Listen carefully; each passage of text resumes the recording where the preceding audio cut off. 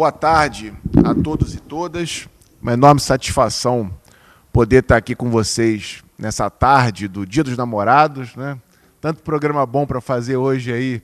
Estamos aqui reunidos, né, nesse aconchego da Praia Vermelha.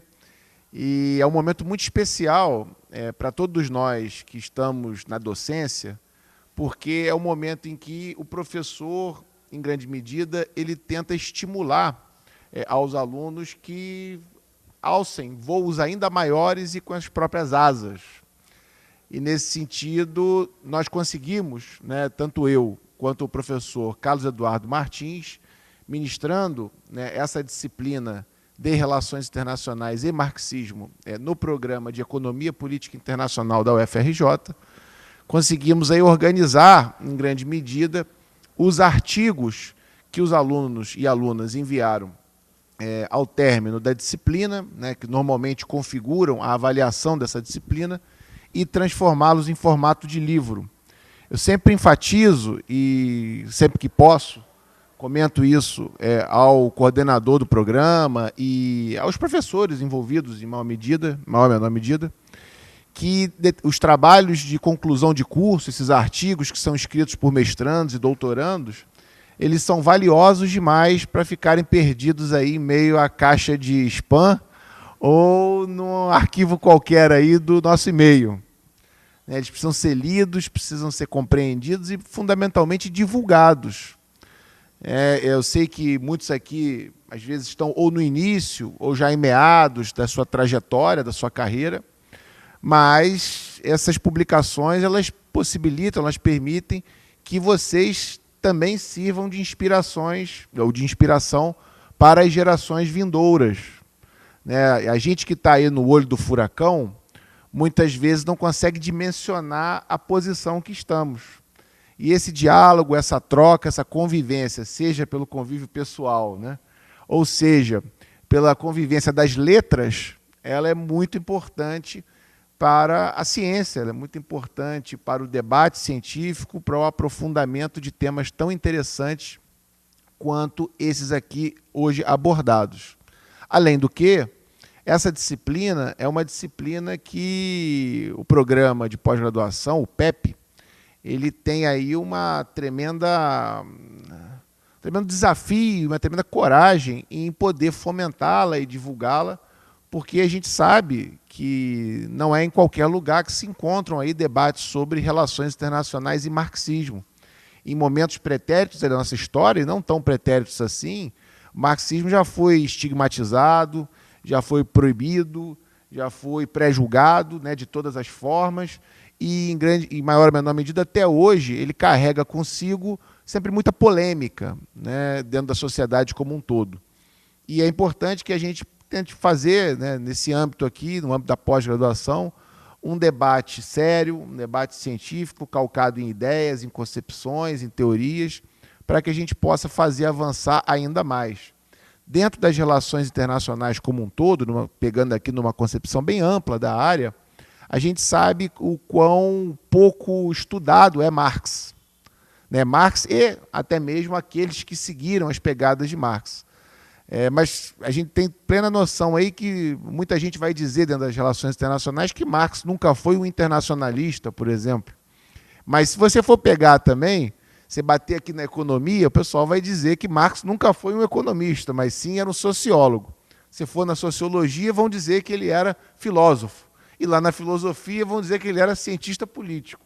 E lá na ciência política vão dizer que ele era economista. Ou seja, você vai bater aí e você não vai encontrar rotulações ou categorias dentro dessa setorização das ciências sociais, que é um fenômeno também muito recente. Essa setorização das ciências sociais e humanas, ela não era comum à época de Marx, tanto que Marx tem uma percepção da totalidade do social.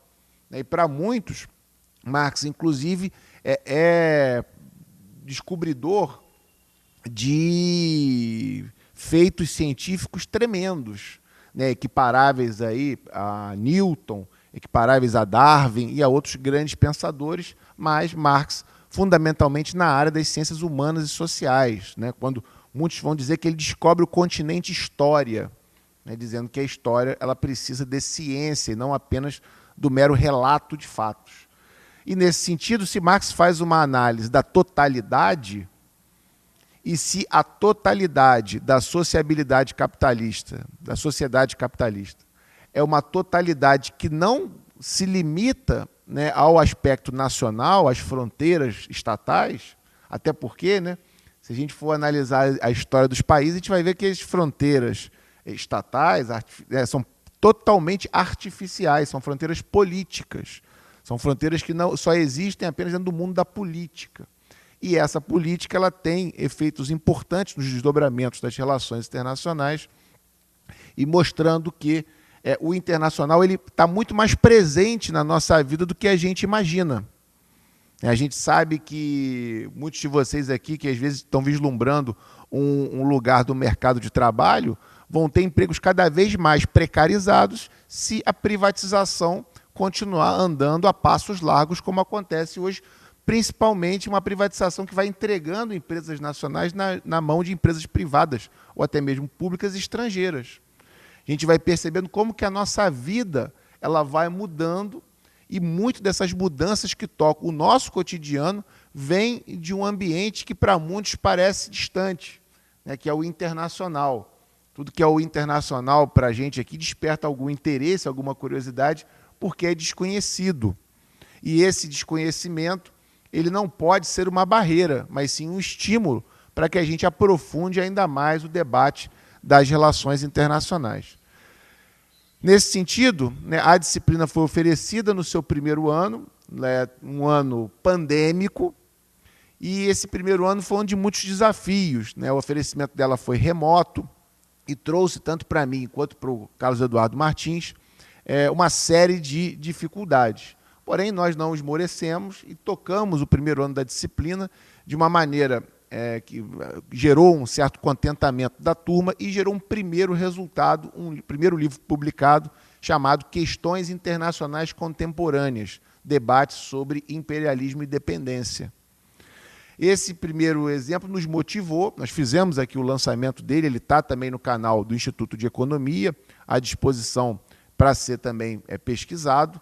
Contou aqui com a presença dos autores, muito numa dinâmica muito semelhante ao que a gente faz aqui hoje. Esse primeiro livro foi organizado por mim e pelo próprio Carlos Eduardo Martins. O segundo ano, ele também trouxe desafios e muitos prejuízos por ser remoto, por continuar em meio à pandemia, porém os desafios tecnológicos eles já se mostravam menores, né? A gente foi se acostumando, em alguma medida, no segundo ano pandêmico, foi um momento em que, em alguma medida, muita gente se adaptou, né? Ainda que não plenamente, mas se adaptou aí a levar a parte tecnológica. E, para nossa alegria e satisfação, foi uma disciplina que contou com um número de alunos ainda maior do que a disciplina do semestre anterior, do ano anterior. Então foi legal, e alunos muito dedicados, muito interessados pela disciplina, o que fez com que o nosso trabalho ficasse ainda mais facilitado. Em função disso, né, nós conseguimos também, dada a qualidade dos trabalhos acadêmicos enviados ao final como avaliação da disciplina, que eu e Cadu discutíssemos novamente e chegássemos à conclusão de que era importante, sim, nós colocarmos esse livro em prática. Porém, esse livro está sendo publicado por um caminho distinto do que foi o primeiro, né? Ele está no bojo, ele está no conjunto de um projeto que eu tenho como integrante da Rede Marx, né? A Rede Marx está sediada e baseada na Universidade Federal de Santa Maria. Essa Rede Marx ela reúne pesquisadores marxistas do Brasil inteiro, tanto da área de relações internacionais como de outras áreas também. E dentro dessa Rede Marx, nós contamos com o financiamento importante do CNPq, que nos contemplou com um edital, esse edital que foi aberto há um ano atrás, o edital que as pessoas chamam de CNPq Universal. E graças a esse apoio, esse financiamento, a gente pôde se articular de uma maneira ainda melhor para que todo o trabalho editorial do livro ficasse bem feito. E, nesse sentido, o livro acabou sendo organizado não apenas por mim, mas contou com a fundamental e valiosa contribuição tanto do querido, né, Tomás Delgado de Davi, e com a querida Annelise Anversa. Né? Ambos fizeram um trabalho muito interessante. O Tomás, ele, à época, ainda era mestrando, defendeu o seu mestrado em meio à edição do livro e agora é doutorando em Relações Internacionais na USP. E a Annelise, ela é graduanda e está em vias de pegar o diploma da graduação em Direito. Então, eles foram muito gentis, fizeram um trabalho excelente e são, junto comigo, os outros dois organizadores desse texto. E um livro que contou aí, não só com um grande apoio dos dois, mas também com um prefácio assinado por mim e pelo próprio professor Carlos Eduardo Martins, além de um importante pós-fácio escrito pela professora Maria Beatriz de Oliveira, também lá da Federal de Santa Maria, que é uma pessoa que está há muito tempo aí na luta, uma pesquisadora, uma professora de muito renome e de muita bagagem, Brasil e mundo afora. Então, ou seja, o livro, ele, em alguma medida, teve uma excelente concepção, e eu agradeço aqui de público, né, aqueles e aquelas que se dedicaram à edição e à feitura do livro, e, para além dessas questões, vamos dizer assim, pré-textuais, ele contou fundamentalmente, né, com um aval, com um apoio e com a redação dos autores, né, autores e autoras que são aí as estrelas e os astros aí da tarde de hoje, e a quem eu pretendo chamar aqui, seguindo a ordem da divulgação, para que cada qual aqui fale um pouco, se apresente primeiramente se apresente, e faça aqui uma intervenção, contando para a gente aqui um pouco do que foi o artigo escrito, um tempo aí de 10, no máximo 15 minutos, para que ao final, né, dado aí o público que está presente aqui hoje, interessado em debater, para que o público também possa fazer suas colocações ao final e a gente faça aqui um grande debate sobre temas tão candentes e importantes que foram aqui colocados. Tudo bem? Nesse sentido, vou só me valer aqui do livro para poder anunciar os temas e os autores. Lembrando que, isso é o mais importante talvez, e se fosse possível constar na descrição do vídeo, seria melhor ainda, esse livro ele é inteiramente gratuito e muito facilmente baixável da página da internet dessa rede Marx. Então, para quem não conhece ainda, vale a pena lá dar uma olhadinha no site para ver o que essa rede pesquisa, para ver se interessa pesquisar para frente. É uma rede que conta com muito financiamento, com muitas oportunidades e com pessoas muito competentes que ajudam aí a alavancar ainda mais as publicações e toda essa articulação de pensadores do Brasil e do mundo, né? Há pesquisadores aqui também latino-americanos importantes presentes dentro dessa rede, dessa articulação.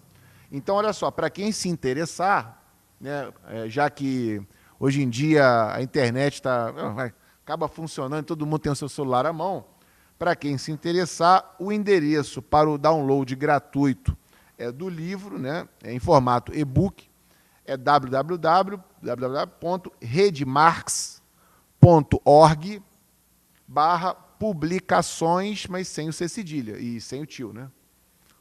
Publicações, né? Certo? Então, www.redemarx.org/publicações, sem o C cedilha e sem o tio no O.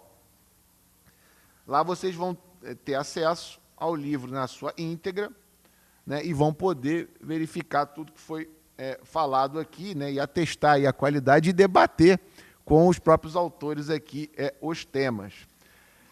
Olha, vejam vocês, temos aqui presentes 2 autores do livro do primeiro ano desse projeto, né, dessa disciplina. Ou seja, que é importante que a gente vai vendo que isso vai semeando, né? O Will acabou de entrar, o Francisco, que já está aqui. Ou seja, a gente vai percebendo que as pessoas se interessam e estão dispostas a debater sobre. Nesse sentido, né, nós contaremos hoje aqui, né, primeiramente, com a intervenção da Chantal Lijoa.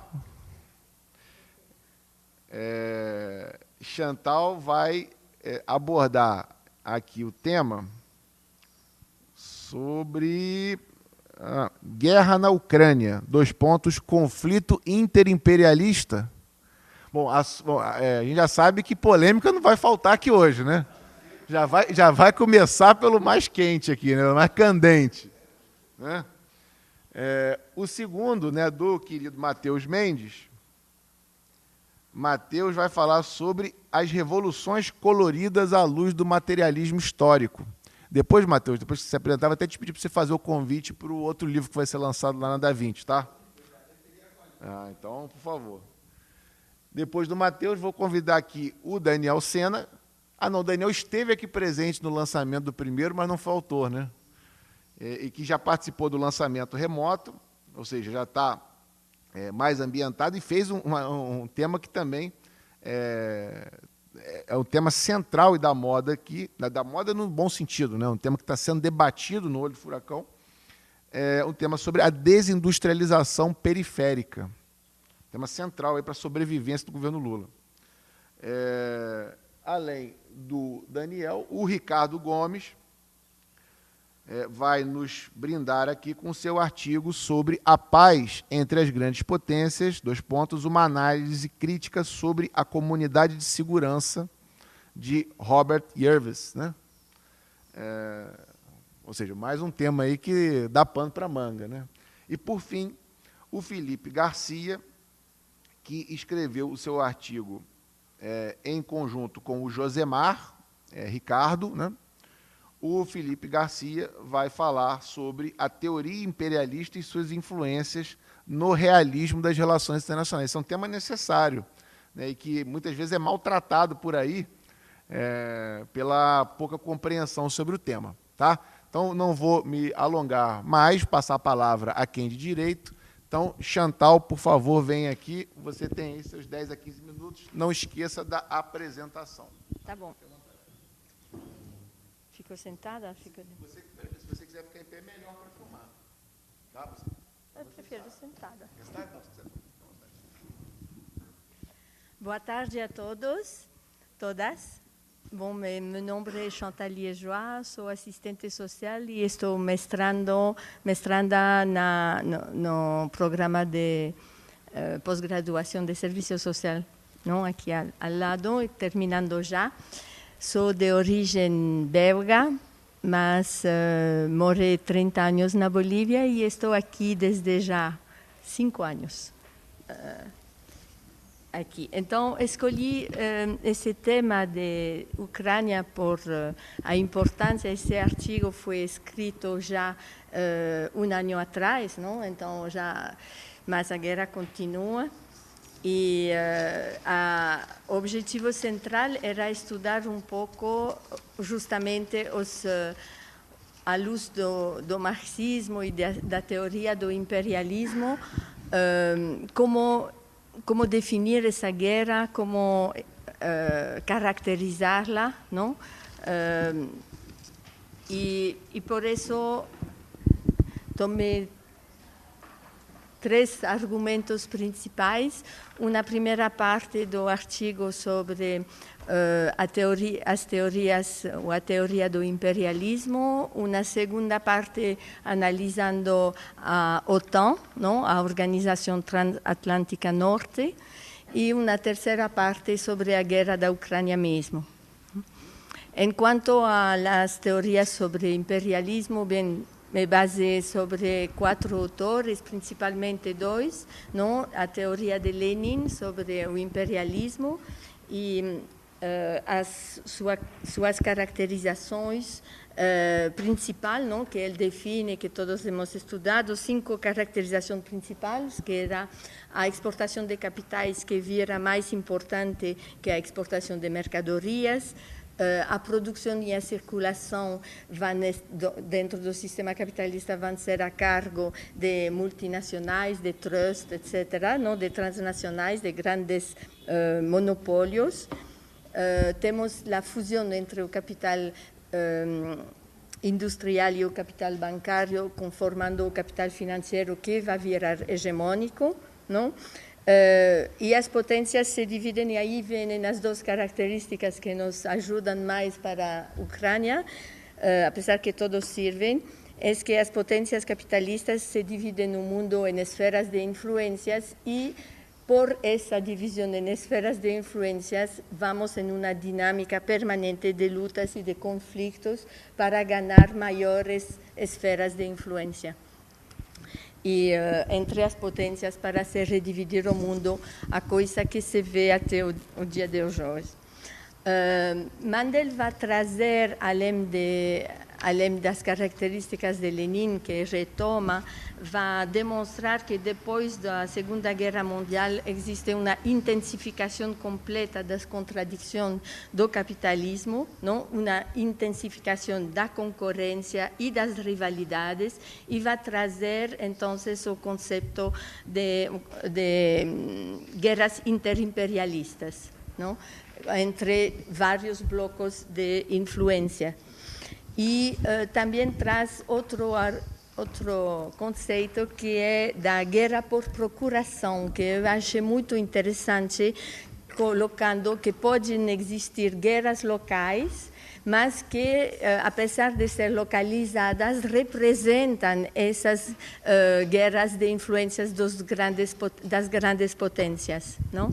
E também caracteriza que o imperialismo, principalmente norte-americano, mas qualquer potência imperialista vai tentar exportar as contradições que tem dentro de seu próprio sistema para a sua concorrência, para o outro lado, não? Então, também é um dos temas que vemos. De maneira complementar, me interessei com a teoria desenvolvida por Attilio Boron, que ele vai mais estudar o tema do imperialismo depois da desaparição da URSS, não? E onde ele vai definir que, a partir desse momento, o imperialismo norte-americano vai aumentar sua agressividade, voracidade, não? Com uma militarização crescente.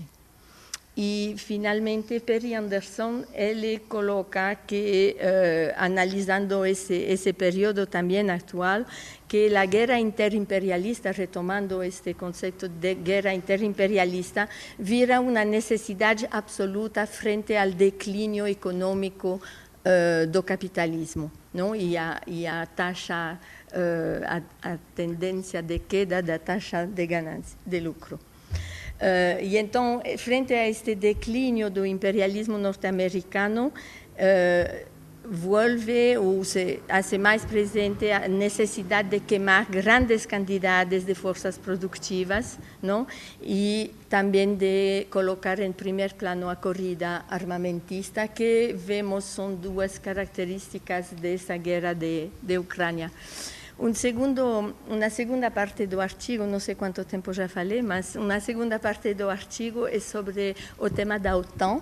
A Organização Transatlântica Norte foi criada em 1947 com 12 países, depois rapidamente foram 16 países, mas e tinha como objetivo central a luta contra o comunismo, não? E de ser o aparato militar do imperialismo norte-americano e europeu durante a reconstrução da Europa para enfrentar o que se foi chamado de Guerra Fria. Mas, a partir de 1991 e a desaparição da URSS, teria que ter desaparecido a OTAN por não existir mais de Guerra Fria, mas, ao revés disso, se vai conformar, a OTAN vai definir uma nova estratégia que tem como, então passa de ser uma instituição defensiva para ser uma instituição ofensiva, no sentido de que seu objetivo é de segurança militar de seus membros, mas também de defesa e ajuda mútua quando se sentem ameaçados. O famoso artigo 5, que se ouve bastante falar no caso da Ucrânia. 3 eixos de ação dessa nova OTAN, não? A gestão das crises do capital, que era um tema totalmente que não estava presente, continua com o tema da segurança cooperativa entre os membros e também uma defesa coletiva, que esse termo se aplica no mundo inteiro. Então, passa de uma instituição defensiva e localizada a uma organização ofensiva y global. Y, claro, con el pretexto de defender la democracia, ¿no? Siempre defensa de la democracia. Y toda esta ampliación del ámbito de sus acciones va a provocar que vira y es hoy el mayor complexo da indústria militar a nível mundial. Hoje tem 30 países membros, mas 19 acordos com diferentes países, total 49 países estão involucrados na OTAN e é a maior organização militar a nível global. E isso provocou duas consequências. Por uma parte, que vai aumentar as intervenções da OTAN no mundo inteiro, não? Inclusive, bem, lembremos de Iugoslávia, Kosovo, Afeganistão, mas também Iraque, não? O Darfur na África também, que nada a ver com a defesa frente ao ex-URSS, digamos assim. E tem orçamento bilionário de 2,5 bilhões de dólares por ano. 70% desse orçamento vem dos Estados Unidos. Para quem ainda tem dúvida sobre o aparelho militar do imperialismo norte-americano que se representa.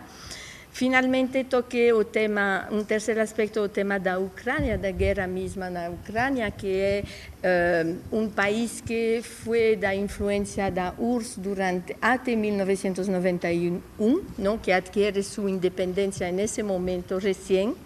Teve uma larga história de invasão anteriores, que não me dediquei diretamente, mas que é também parte de sua história, geopoliticamente entre Oriente e Ocidente, a nível geográfico, não? Entre Europa e Ásia.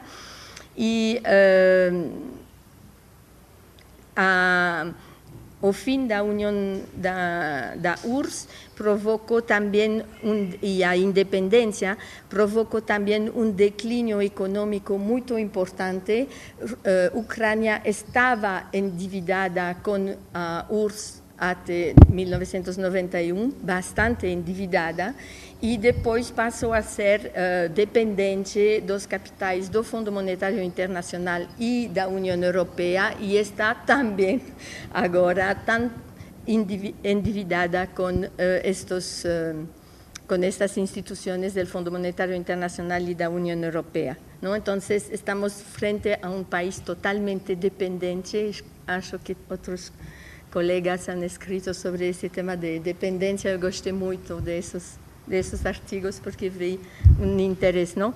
Então, se bem tem uma ofensiva de parte da Rússia, não, sobre o solo ucraniano, se vê também, e este ano, apesar que o artigo foi escrito o ano passado, mas este ano também demonstrou que, efetivamente, se trata de uma guerra, como dizia no início, também por procuração, no sentido que está localizada na Ucrânia, mas que o debate e o conflito realmente é entre a OTAN e a Rússia sendo aliada de China, que fica atrás, digamos, indiretamente apontada. E então acho que esses diferentes dados comprovam que essa guerra que se está desenvolvendo na Ucrânia pode ser chamada de uma guerra interimperialista, tal como os clássicos defendiam. Queria terminar com 3 especificidades de Ucrânia que às vezes esquecemos, mas que fazem dela, de por que foi na Ucrânia, que era uma pergunta, acho, válida. Ucrânia é uma muito importante, desculpe, perdão, quando estou nervioso português. É uma grande produtora de grãos a nível mundial, é a 4ª produtora de grãos e para vários deles uma primeira exportadora de grãos. Então, esse é também elemento de interesse para os monopólios, não? O controle dos monopólios. Mas tem outro aspecto que é também a maior a instituição que depois de o país que depois de França tem o maior número de centrais nucleares na Europa. E tem 15 centrais nucleares, não? 6 centrais nucleares, mas 15 reatores nucleares, não? E a OTAN, dentro da sua nova estratégia, se declara também como uma aliança nuclear e falando que tem que defender esse aspecto até o fim das armas nucleares. E para terminar, neste último ano vimos que a guerra da Ucrânia provocou uma remilitarização do conjunto da Europa, com enormes financiamentos como nunca desde a Segunda Guerra Mundial, inclusive na Alemanha e outros países que não tinham decisão, como Holanda, etc., que tinham menos orçamentos militares. Existem agora normas definidas pela União Europeia para aumentar o esforço de guerra, participar não somente em orçamentos militares, mas em exercícios militares conjuntos, não? Envio de armas para a Ucrânia, todo mundo ouviu falar, não?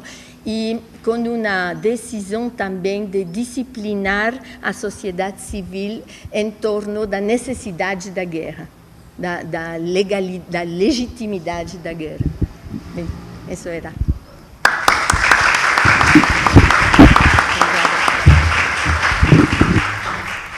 Excelente, Chantal, te agradeço. E agora chamo aqui o Matheus Mendes.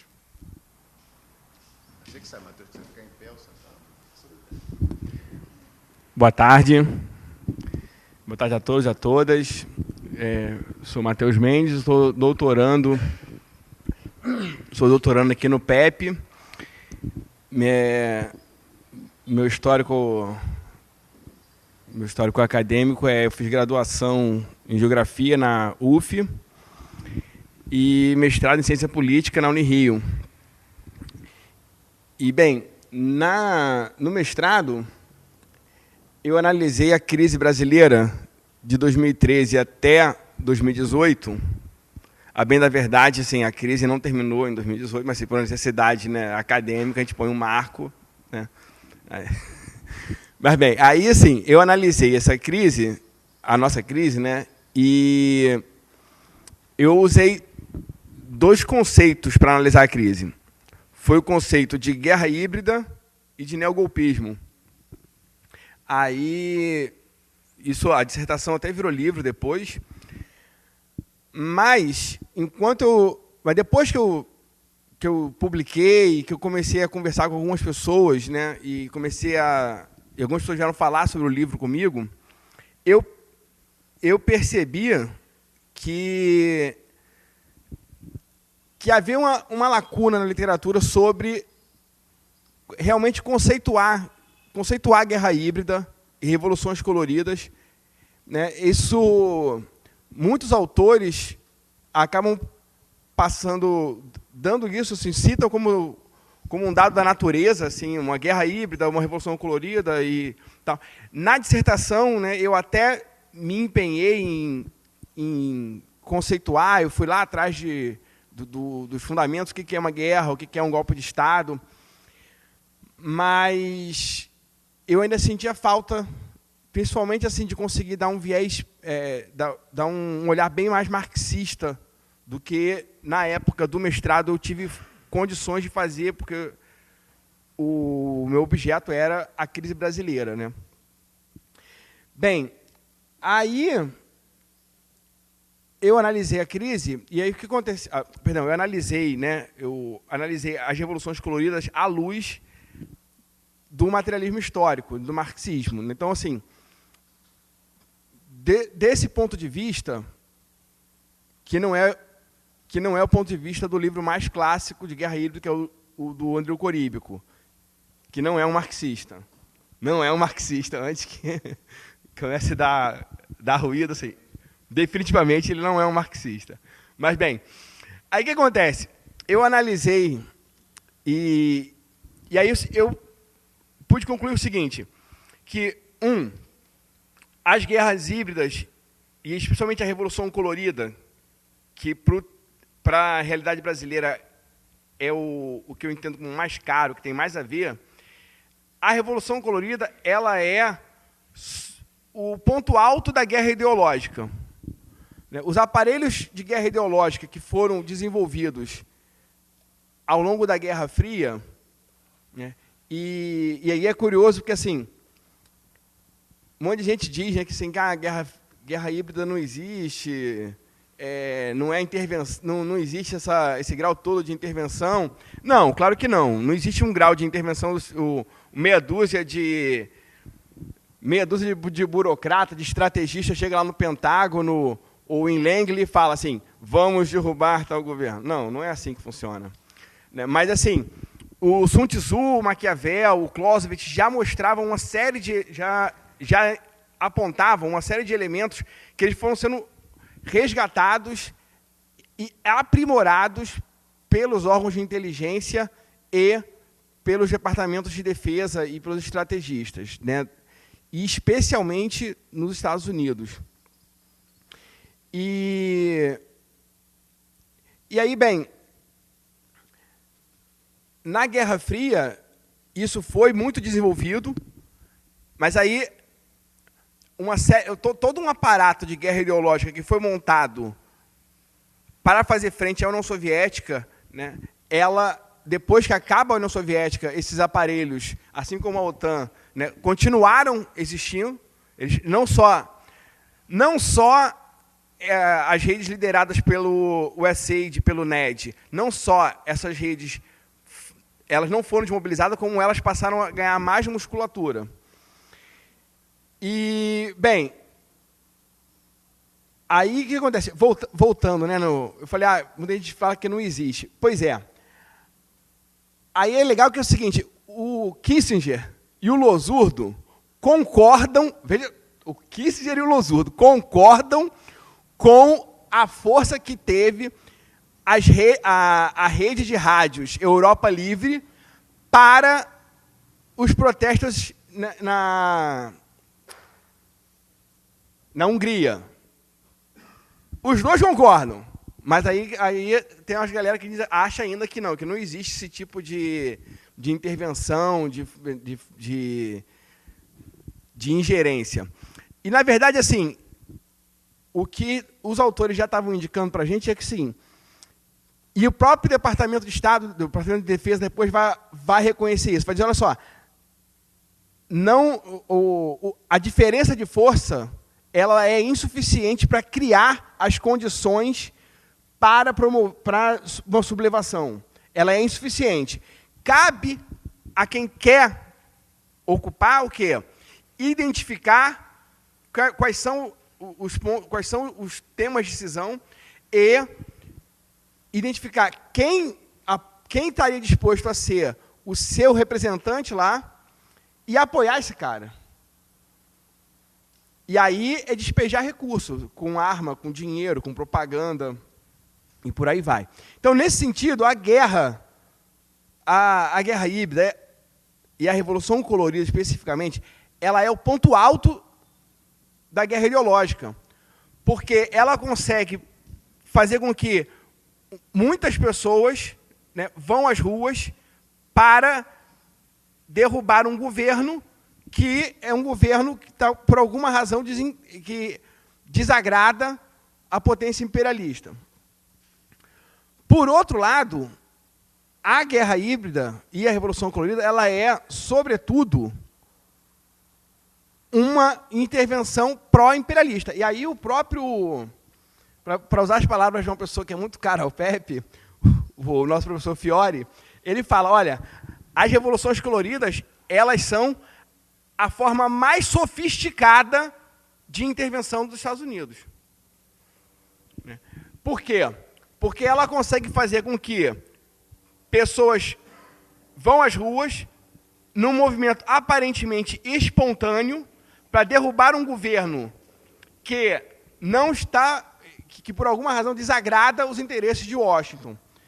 E aí eu até não quis, como há muitos casos, né? Eu até passo rapidamente por alguns deles, né? E alguns casos também onde isso não funcionou. como, por exemplo, Angola, Hong Kong, China, né? E Venezuela. Na Síria evoluiu, aí segue direitinho o roteiro do Coríbico, né? Porque evoluiu para uma guerra não convencional, ou guerra por procuração, mas assim, no caso de Angola, é um caso até curioso. Porque, assim, sobretudo, em Nicarágua. Tem uma coisa que, assim, como uma das bandeiras que a Revolução Colorida mobiliza é a ideia da democracia, leia-se democracia liberal burguesa, né? Porque, inclusive, ele usa como referência um livro chamado Da Ditadura à Democracia, que é o livro do cientista político Gene Sharp. Esse livro ele tem um potencial super explosivo para arranjos que não sejam ou no mundo ocidental ou ocidentalizado, como nós aqui na América Latina. Porque ele mobiliza ele dá uma série de orientações, ele dá não menos que 197 técnicas de protesto pacífico. Ele dá 197 técnicas. O Gene Sharp ele analisou, ele é um cara que era muito bem articulado, tanto no Partido Democrata quanto no Partido Republicano, e ele recolhia informação de militares que estavam envolvidos na agência, nas operações no Bloco Socialista. Então, ele recolhia muita informação de luta anticomunista. E aí, ele fez lá um compilado, né, teórico e prático de como oferecer um desafio político que coloca o governo numa situação muito complicada. E aí, não deixa de ser curioso que é o seguinte, todos os governos que resistiram ou resistem às revoluções coloridas, nenhum deles é considerado uma democracia aos olhos do Ocidente e da classe dominante brasileira, da imprensa, né? Voltando no caso da Angola, que foi bem curioso, porque é o seguinte, tem o livro da Ditadura da Democracia. Aí, os caras resolveram fazer um grupo de estudos sobre o livro. Já sabendo o potencial explosivo, o que o governo em Angola, o que o governo em Luanda fez? Esperou os caras se reunirem e prendeu todo mundo. Prendeu todo mundo. A Dilma caiu, o cara continuou, entendeu? Então, assim, as revoluções coloridas e a guerra híbrida, elas cumprem esses dois papéis, né? Então, assim, seria uma guerra ideológica, seria o ponto alto da guerra ideológica e seria também uma das principais estratégias de intervenção imperialista. E aí, o que acontece? Vou seguir aqui a dica do Luiz e vou fazer um convite para daqui a uma semana eu vou estar lançando, eu vou estar na DaVinci. Vai aparecer. O que acontece? Por conta do meu livro e da minha pesquisa, o Breno Altman, do Opera Mundi, e a professora Maria Carlotto, da UFABC, eles me chamaram para escrever um capítulo no livro Junho de 2013, A Rebelião Fantasma. O lançamento em São Paulo vai ser agora, no dia 17, e o lançamento aqui no Rio vai ser na Leonardo da Vinci, segunda-feira que vem, a partir das 17. Vamos estar eu e o Breno Altman debatendo e assinando os livros. Então é isso. Obrigado aí pela atenção e pela oportunidade, Luiz.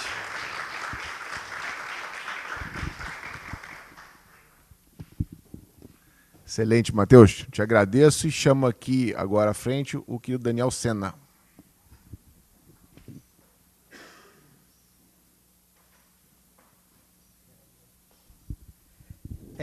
Agradecer... Tá funcionando isso daqui? Tá.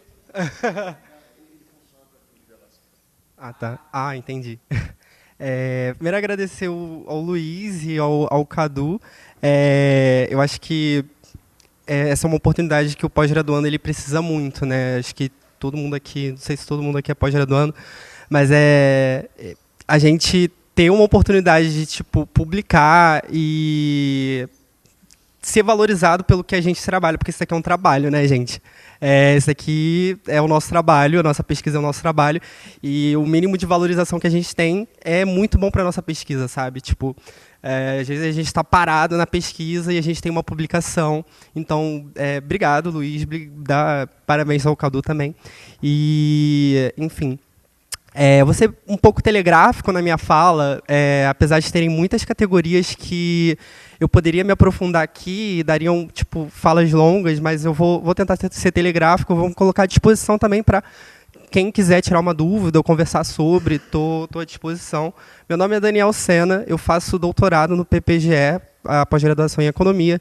Eu fiz doutorado em Economia na Federal de Uberlândia, e eu fiz graduação em Economia também na Federal do Rio de Janeiro, além de fazer uma graduação em Letras na Unirio, em Letras e Literatura. Eu fiz o meu tema sobre desindustrialização periférica, a partir de uma visão da teoria marxista e teoria marxista da dependência, onde eu trato principalmente sobre financiarização, dependência e o fenômeno da desindustrialização em si, que desde já eu digo que a desindustrialização ela não pode se limitar a uma discussão entre economistas heterodoxos e ortodoxos, de maneira que ela escapa, ela tem ela engloba outras proporções, como a questão do mercado mundial, a divisão internacional do trabalho, o imperialismo, a dependência, e isso faz com que essa especificidade do fenômeno ela não deva ser trabalhada apenas do ponto de vista econômico, né? Sendo assim, né, fazendo uma leitura da lei do valor com relação ao meu objeto de estudo,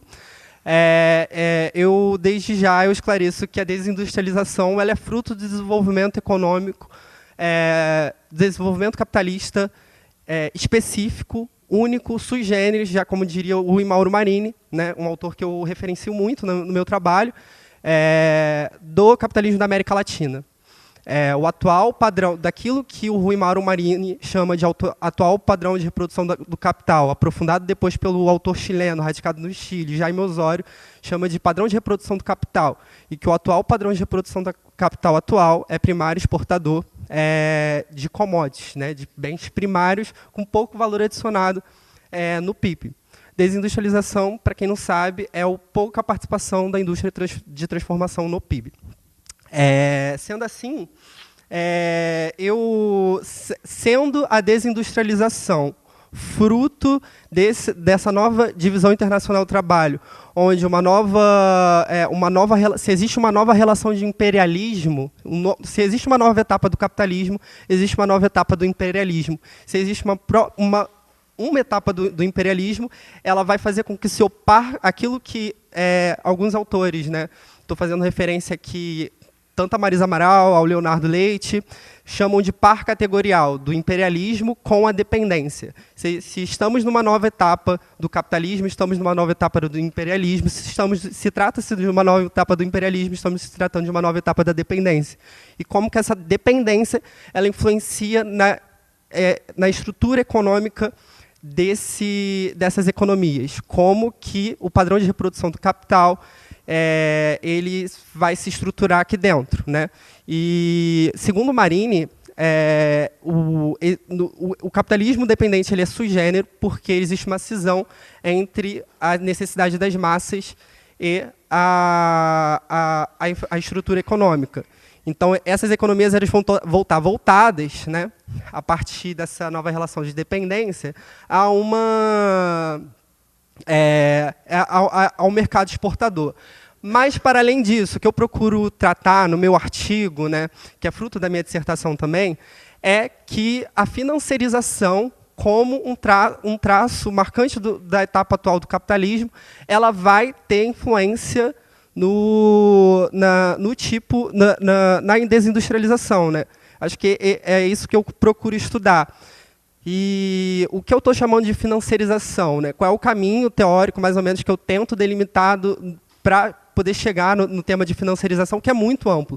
E dentro do marxismo ainda é muito amplo e ainda é muito controverso, mas eu destacaria alguns autores, dentre eles o Chesney, que entende a financiarização como essa complexificação, esse desenvolvimento econômico, e não desenvolvimento econômico nos termos da CEPAL, mas como desenvolvimento econômico, como um processo de complexificação das relações das forças produtivas, e não necessariamente isso no sentido evolutivo da coisa, mas no sentido de complexificado, não vou falar a palavra dificultado, mas tipo, mais difícil de ser entendido em sua realidade, sua complexidade, né?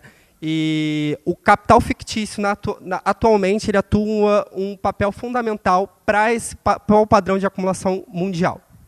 Sendo assim, eu traria também um outro aspecto que um outro autor também dá, né, é o Costas Lapavitsas, onde ele trata que empresas financeiras elas estão cada vez mais financiarizadas. Então, você tem um capital produtivo cada vez mais atrelado ao capital fictício. Então, né, para terminar essa parte e já ir para as conclusões, o que eu entendo, né, sobre financiarização é o capital fictício na cabine de acumulação capitalistas, né? Capitalista, mais ou menos, né, do que o que esses autores vão dizer e o que a Marisa Amaral vai sintetizar, né, e é uma outra autora da dependência que eu trabalho muito, né.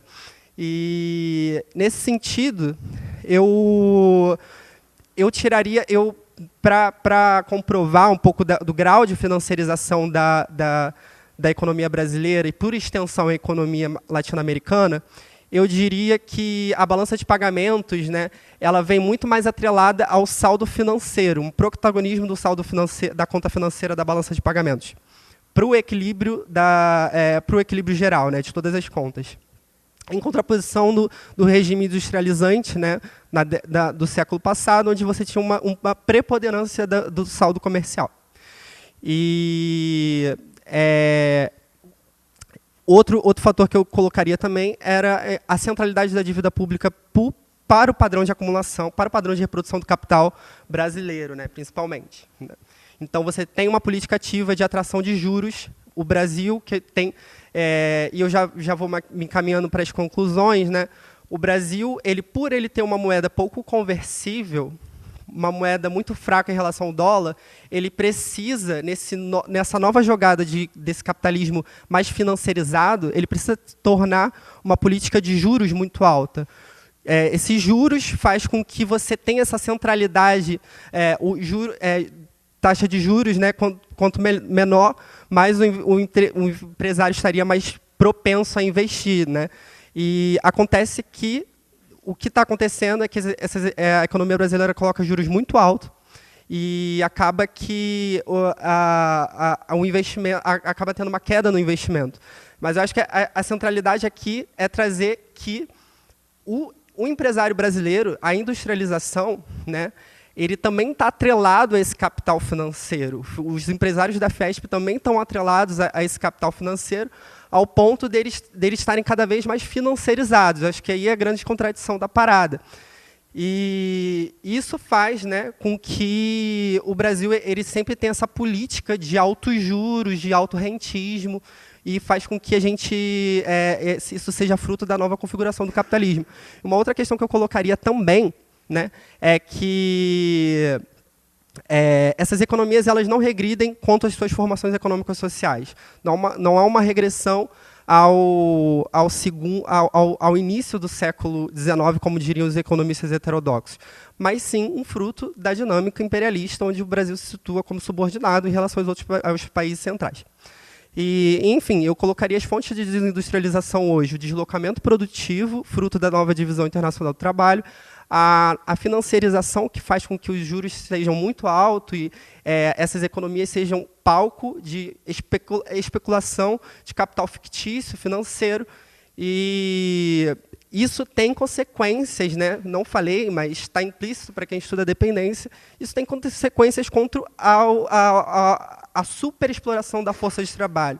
Se você tem um aumento daquilo que vou chamar de novo de par categorial entre a transferência de valor e superexploração da força de trabalho. Se você tem um aumento da transferência de valor, você aumenta a superexploração do trabalho, e você tem uma precarização maior do trabalho.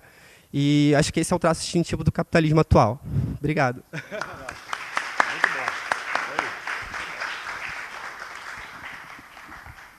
Muito bom. Agora eu vou chamar aqui à frente o Ricardo Gomes. Obrigado, mestre. Boa tarde a todos. Primeiro eu quero agradecer ao professor Luiz Felipe, o professor Cadu, que não está presente, mas figura importantíssima. Né? E falar um pouquinho rapidamente da minha formação. Eu fui bacharel em Ciências Sociais pelo IFIX, aqui da UFRJ. Meu mestrado foi no Instituto de Relações Internacionais da PUC, que eu tive o professor Luiz Fernandes como orientador, e ele, já na época do mestrado, me estimulou muito a trabalhar essa coisa que é tão discutida, né, por todos nós, principalmente aqui no PEP, que é sobre a hegemonia americana. Né? E agora eu sou doutorando agora aqui no PEP e estou continuando com essa pesquisa e tendo o professor Carlos Eduardo como meu orientador. Né? Então, o que me inspirou para escrever essa pequena contribuição?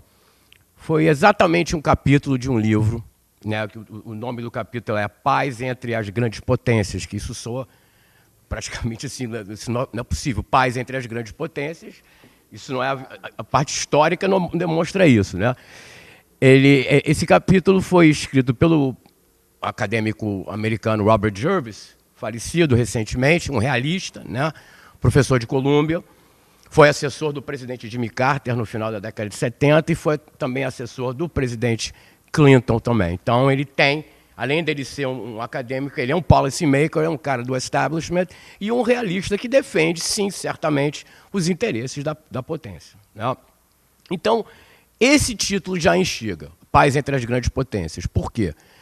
Ele fala que, a partir do final da Segunda Guerra Mundial até o momento, acontece um maior fenômeno de descontinuidade da história do sistema interestatal, e agora interestatal capitalista. A paz entre as grandes potências. Não houve um envolvimento direto, uma guerra direta entre as grandes potências. E isso é uma descontinuidade, isso é um fenômeno dentro das relações interestatais. Agora, mais adiante, aí você vê o lado mais policy maker dele, ele fala que as grandes potências entraram em um acordo comum que realmente não interessa mais uma guerra entre eles. Né? E isso ele parabeniza exatamente o esforço norte-americano, desde 1945, desde o fim da Segunda Guerra Mundial, né, em trazer a estabilidade de novo ao sistema interestatal capitalista, porém, espelhando exatamente as orientações, as práticas institucionais do Estado americano no âmbito internacional. Seria o espelho. Ao institucionalizar o sistema interestatal capitalista pós-guerra, os Estados Unidos ampliam as suas ideias, as suas regras, o seu modus operandi para o mundo. Certo? Obviamente, com o outro lado, tem a União Soviética, que não compartilhava desses valores e dessas práticas. Pois bem, o que é interessante nisso? O Jervis escreveu esse capítulo não tem mais de 10 anos. Ou seja, já no novo milênio, e com claros elementos de erosão relativa dessa hegemonia americana que construiu essa sociedade, ou esse grupo que ele chama de segurança internacional, esse convívio de segurança internacional dentro do guarda-chuva da hegemonia americana. Né? A Europa Ocidental, o Japão, a América Latina, com certeza, apesar de reagir por várias vezes e ser massacrada por várias vezes, ao não concordar ou tentar fazer um projeto de autonomia regional perante Washington. E essa convergência, né, essa aceitação do mundo ocidental ao poder americano é a Comunidade de Segurança Internacional e que tem o seu braço claro e evidente na OTAN, dentro do território europeu, e não somente europeu, porque a OTAN também foi usada para a invasão e ocupação do Afeganistão. Né? E um pouco também da OTAN foi usada também para a ocupação, para a invasão e ocupação do Iraque. Então a OTAN não está restringida apenas ao território europeu. Ela pode também lançar seus tentáculos fora do seu território europeu. Muito bem. Por que, então, que a gente está discutindo isso se a gente está querendo dar uma perspectiva marxista? Pois é, eu incluo no artigo a percepção de um autor muito importante das relações internacionais, da economia política internacional, que foi o professor Robert Cox. Né? Canadense, também falecido, não tem muito tempo também. As contribuições do Cox vêm lá atrás, no início da década de 80, que ele vai sacudir o debate dentro das relações internacionais, né, para quebrar aquele paradigma neoliberal, neorrealista que imperava na discussão acadêmica e teórica das relações internacionais. Né? Que vem e vai criticar exatamente a influência do movimento behaviorista dentro das ciências sociais e principalmente dentro da academia americana. O que era o behaviorismo? Era exatamente você cientificar a sua análise, né? Ou seja, o seu objeto de análise, você tem que manter o distanciamento, seguindo todo um protocolo das ciências naturais para as ciências sociais, para as relações internacionais, para a sociologia, para a ciência política, e isso vai ter um efeito direto na metodologia das relações internacionais e na economia política internacional, principalmente na academia americana. Né? O Brasil também vai adotar, mas não tanto como lá. E o Cox vai dizer a seguinte coisa: isso não existe. Isso aí, a imparcialidade, o distanciamento entre o observador e o objeto de análise não existe. Toda a teoria tem um propósito. Correto?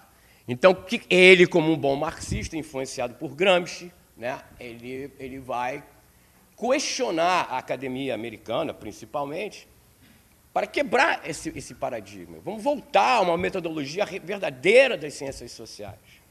Vamos quebrar essa discussão neo versus neo. Então, a década de 80 ela vai ser, vamos dizer, colorida por várias vozes diferentes. Né? Uma polifonia teórica que é fundamental para o conhecimento e para a continuidade do conhecimento. Né? E ele vai dizer a seguinte coisa também, que o realismo, agora o neorrealismo, e o liberalismo, agora o neoliberalismo, são, na verdade, correntes do quê? Extremamente conservadoras. Elas querem manter o quê? O status quo. E isso serve para quem? Para o discurso daqueles que detêm o poder. E como um bom marxista, ele olha a teoria como um grande elemento para o quê? Para a gente avançar, emancipar e transformar. Né? E usando a teoria crítica e usando o Robert Cox, a gente olha exatamente para o novo milênio e a gente percebe que essa comunidade de segurança internacional defendida, né, e propagada pelos Estados Unidos da América está entrando num processo de fragmentação e quebra de legitimidade. Né? Primeiro, a eleição do Bush em 2000 já foi uma eleição complicada, dentro da própria a democracia americana. Logo depois, você tem o 11 de setembro, que realmente abalou as estruturas do poder internacional. Né? Você vê as duas torres gêmeas caindo, o Pentágono atacado, e certamente o outro avião seria a Casa Branca. Né? E logo depois o que acontece é a nova doutrina, a doutrina Bush, que é uma nova doutrina do poder americano, que o inimigo está em qualquer lugar. Não é isso? E legitima-se, obviamente, à luz dos atentados, o quê? Uma convulsão internacional de apoio à grande potência, né? Principalmente na sua reação imediata de buscar as lideranças da Al-Qaeda no Afeganistão, que estavam lá, né? Estavam lá e defendidas pelo Talibã, que era, na verdade, a parte que governava, mas, ao mesmo tempo, era refém do Bin Laden e da Al-Qaeda. E a OTAN foi usada para a ocupação, né, do Afeganistão. Mas, não satisfeito com isso, em 2003, logo 2 anos depois dos ataques a 11 de setembro, eles vão invadir e vão ocupar o Iraque. Já não vão contar mais com o apoio da União Europeia, não vai contar com o apoio da OTAN em si, vai ter sim o apoio incondicional da Grã-Bretanha, lógico, é incondicional, né? E praticamente oposição da Alemanha, oposição da França, mas mesmo assim eles continuaram, né, e avançaram com as suas pretensões imperialistas que são, porque eles não admitem que são imperialistas, a verdade é essa, eles não gostam de ser chamados de imperialistas, mas eles são, né? Pouco tempo depois, você tem a crise de 2007 e 2008, a crise financeira mundial, que foi sistêmica. Foi sistêmica, abrangeu o mundo inteiro. Que mais? Vem os desafios já da China, já vem os desafios recentes da Rússia, né? A incapacidade, na verdade, de ter uma vitória diplomática, eles não têm mais isso. Qual foi a última grande vitória diplomática dos Estados Unidos? Foi muito mais o uso da força e da coerção, né? Isso é o sinal daquilo que o professor Fiore cansa de falar, e é verdade, que o hegemon, na verdade, ele é o elemento de estabilidade do sistema, mas ele é o elemento que traz a instabilidade do sistema para suas pretensões, para os seus interesses, né? A teoria crítica do Robert Cox aponta exatamente para isso. Então, pela discussão teórica, você analisa os fenômenos internacionais e você escapa das observações imediatistas, que é uma coisa mais jornalística. Nada contra os jornalistas. Mas a gente tem que ter a capacidade de aprofundar a teoria. A teoria está ali para isso, para iluminar, dar a luz, dar um caminho para interpretar os fenômenos recorrentes das relações internacionais. E não aceitar essa discussão é o que faz parte, é o que é o instigante da visão marxista das relações econômicas e políticas internacionais, né? É você conseguir se emancipar e transformar o status quo. Então, essa foi a minha pequena contribuição para a discussão do livro. Obrigado.